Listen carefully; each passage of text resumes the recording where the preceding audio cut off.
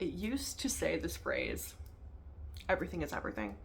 And I don't know why I stopped saying it, because everything is everything. And I need to bring it back to my rotation of words, of phrases.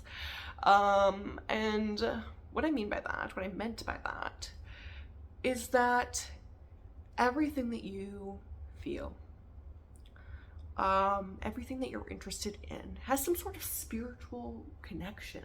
Everything is everything. Everything symbolizes everything. Examples of this, I guess a lot of this can be considered pseudoscience by some. Some people don't believe any of this, which is perfectly okay. I will let them be them, because sometimes those type of people, they have to experience it themselves to even believe it. If they are speculative of anything spiritual, really, it's hard to convince them otherwise, truly. I'm sure some people can articulate in a more logical, grounded way to these people, but I'm not one of them. Anyway, and there's that.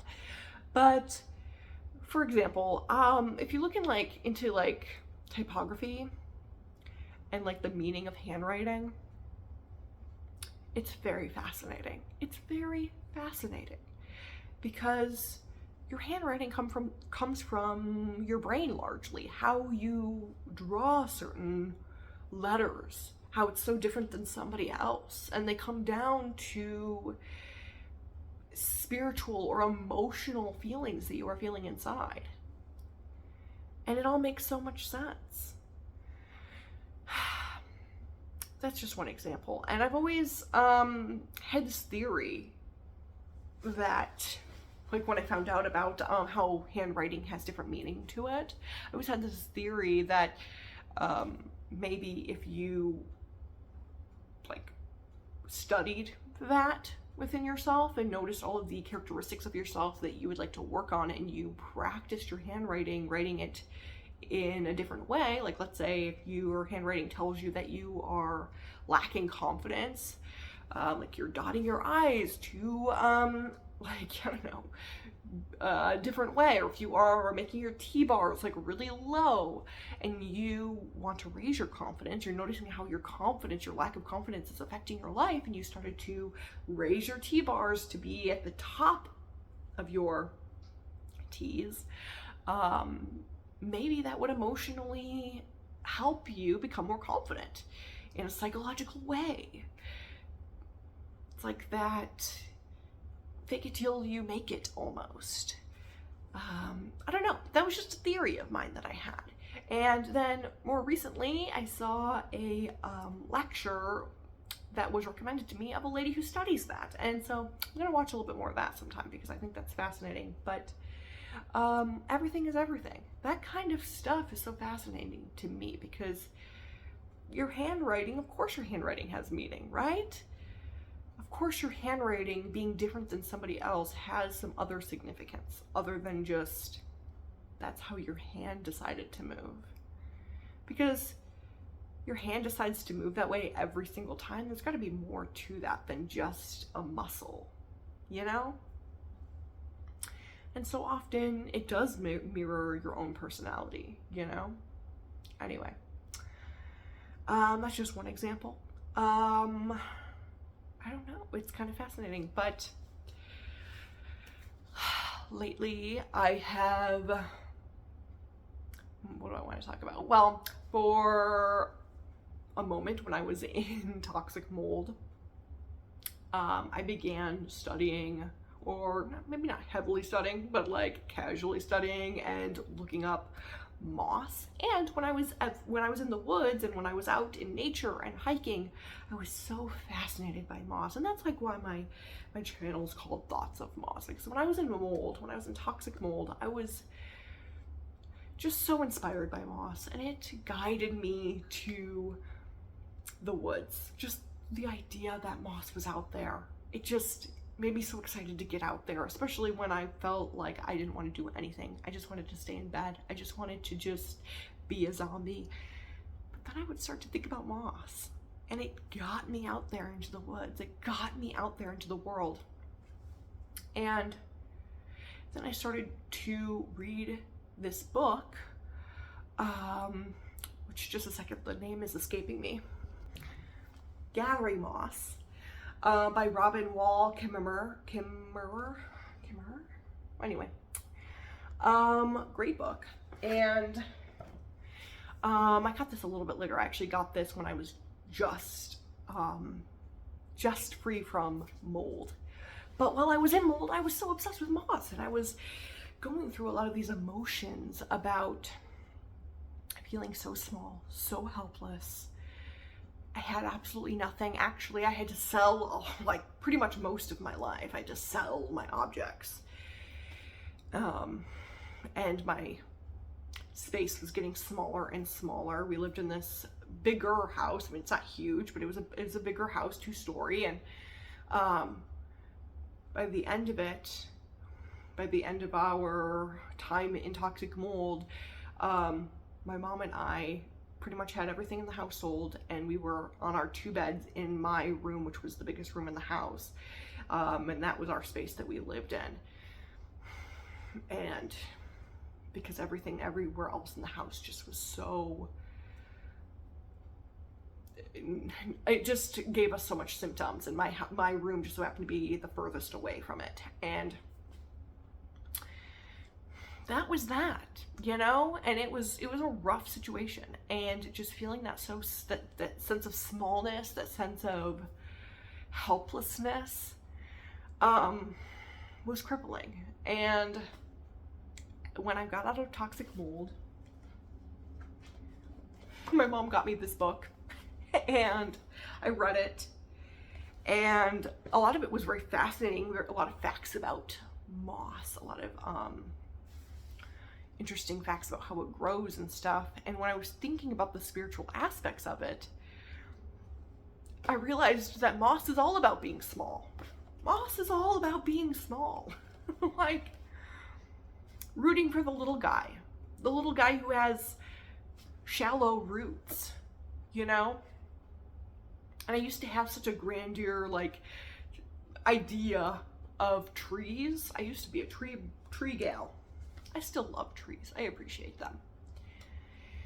But that, you know, diminished while I was in toxic mold by quite a bit, and I was into moss, and it just showed me that, like, you know, the moss is the little guy, but they are just using sort of the trees to, you know, take cover, take shade, and the trees are the ones who get to bear the wind and all of this stuff, while the moss is in its secluded comfort, you know, away from these things that can harm it. And you know, so maybe don't feel so bad about not being where you want to in life, not accomplishing these grand things, because there's a lot of wind that comes with that, and there's so much power in these moments of your life that are still and windless and small. You know, that was a lot of it anyway. And everything is everything. I didn't realize all of that connection to moss, all of that spiritual connection to moss while I was in toxic mold. I just liked moss. And then when I was out of it, it all became very clear to me that the reasons I liked moss, I was so drawn to moss, was also super related to my spiritual emotions at the time, and my spiritual journey at the time, and appreciating being small, because I used to love all things grand, all things big, larger than life. I've talked about that a little bit on my page too, but on my YouTube channel. But anyway, that's just some of that. And lately I've been very into dragons, which I have talked a little bit about on here. And I've also been super into Tanuki for a while, though. I love Tanuki.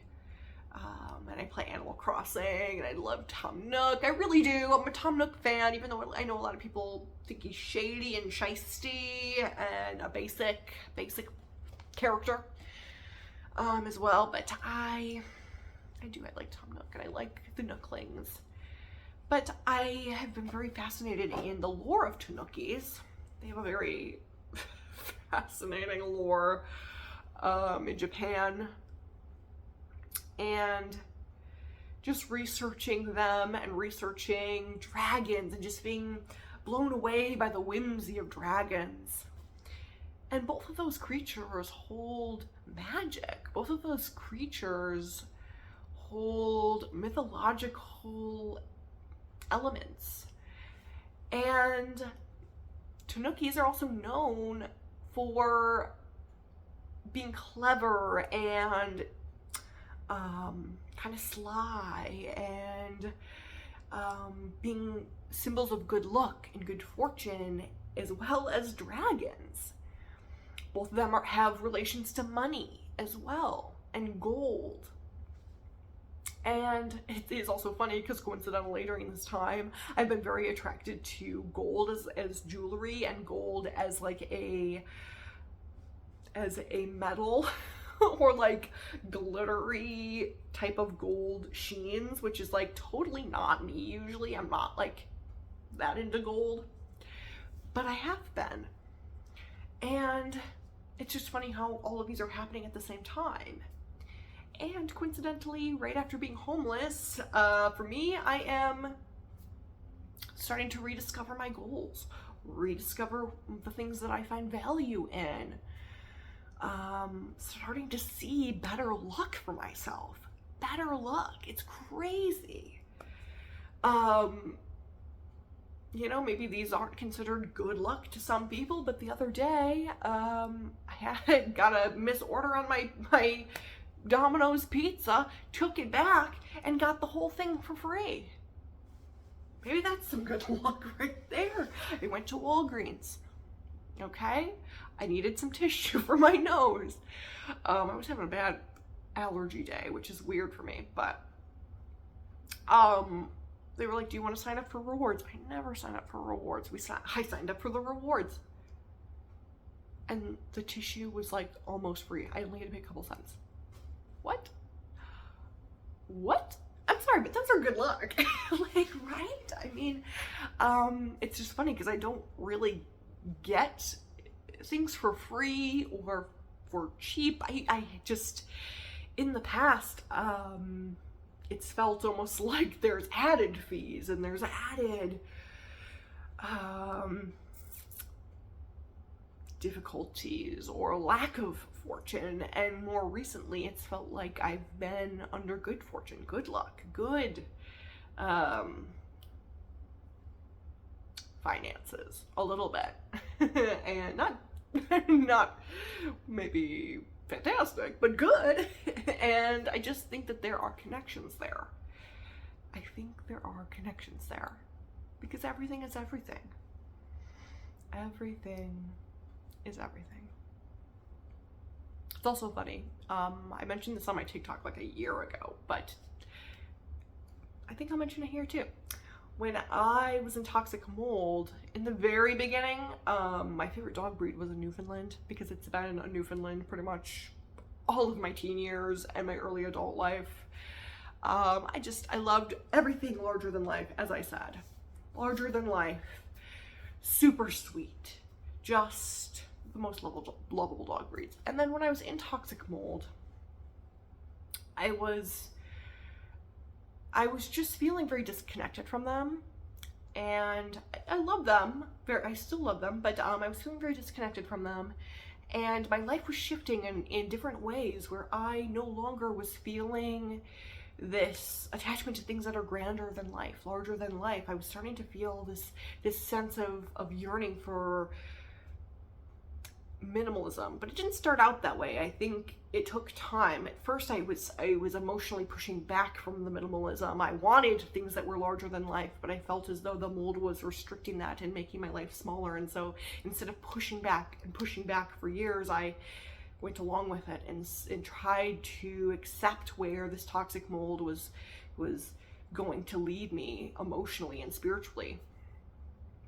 Because I knew there was no fighting back against the toxic mold. There wasn't. And so I was like, okay, let's just see where this smaller, more minimal life takes me, or this aspiration for a smaller, more minimal life takes me. And I began to like a different type of dog.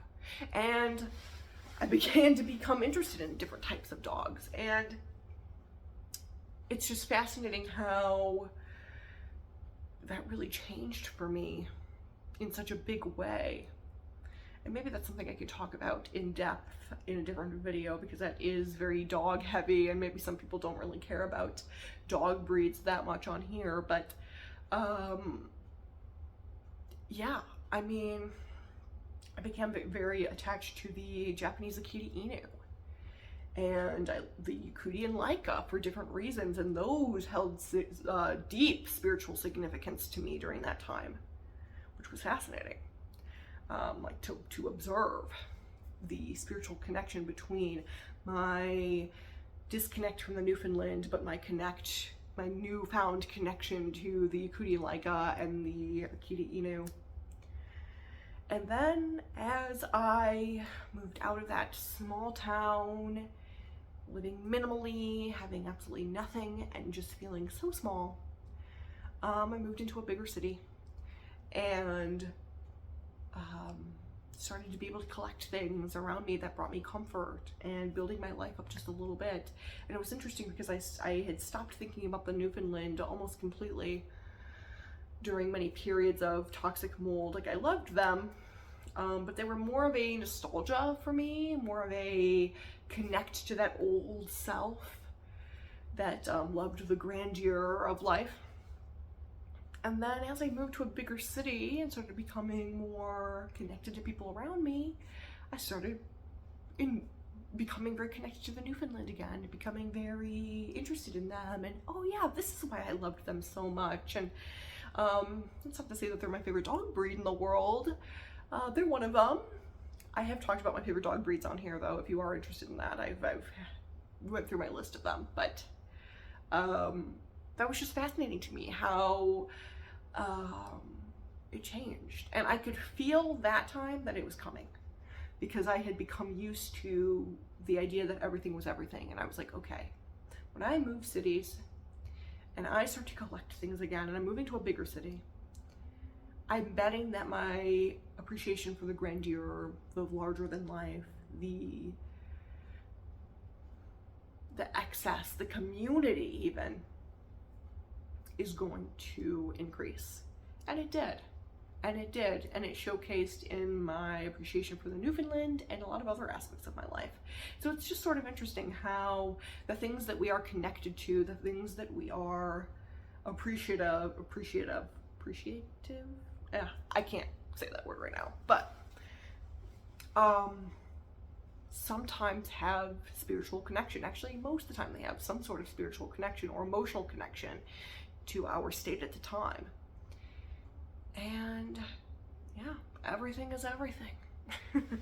I just love talking about that topic. Anyhow, have a good day, you guys. Goodbye.